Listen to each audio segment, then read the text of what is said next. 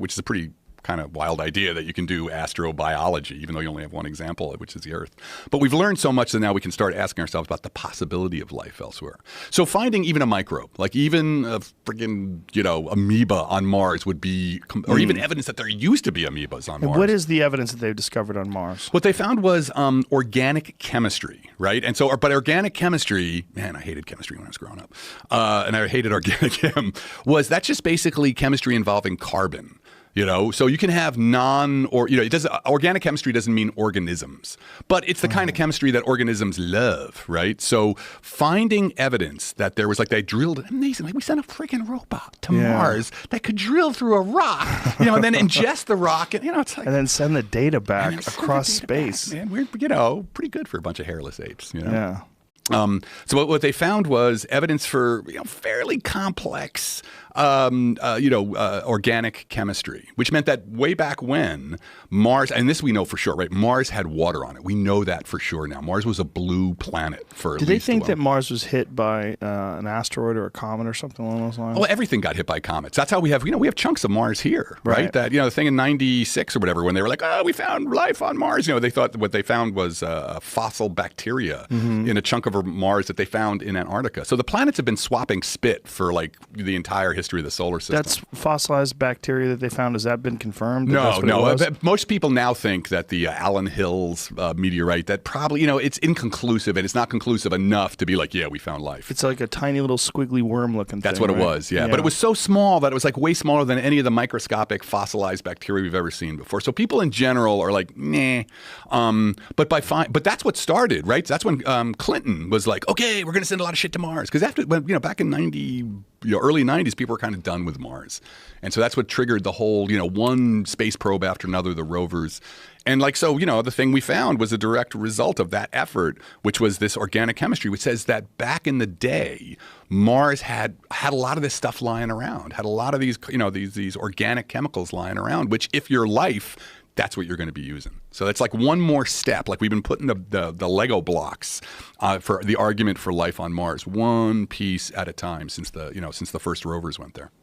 Yeah, if we did discover just even plants on some other planet, even just a planet with some sort of plant-like life. Yeah. That'd be a game changer. That'd be a game changer. Because right now we don't know if are we the only time in the entire history of the universe that this crazy thing where we went from non-life to life. Is that common, or is that never ever ever happen? So that's the question we want to answer. And that argument I was given before is, I think from the probable arguments, I'm saying it's it's almost overwhelming that it probably happened somewhere. Again, doesn't mean anything's here, but we need evidence, right? Science. So we got to build that evidence. Yeah, and if we do find something, the one of the weirder things would be if we found something and there was a way to get there.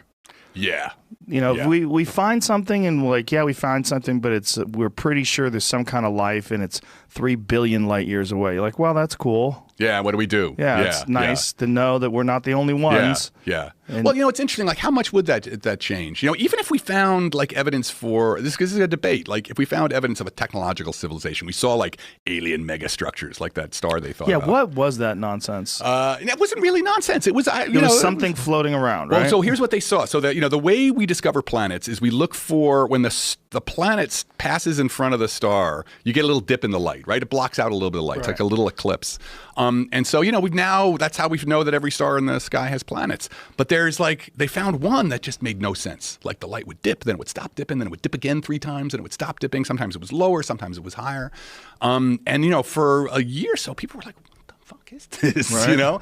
And so, Jason Wright and others, Jason's a friend of mine, they wrote a paper where they were like, hey, at least, because this is what the future is going to look like. We have to at least consider the possibility that these are artificial structures that are orbiting the star, or, But it would have to be ungodly huge. Ungodly huge. Alien megastructures. That's the best word ever. Like the size of a country, right? Yeah, these things would be huge, right? But that's what people think, when people think about advanced alien civilizations, the idea of building large-scale structures is you think that may be the next thing you do once you reach a certain point, like the Dyson sphere, the idea that you could collect all of the sun's energy and use it for yourself by building a giant sphere around the sun with solar panels on the inside. People think like that goes back to Kardashev's, the idea of this Kardashev scale back in the 60s, where he's like, look, there's going to be a natural progression of civilizations that goes first, you collect all the energy you can from your planet, and then you use that to do amazing things, and then you collect all the energy from your star, and then you do that, you do amazing shit with that,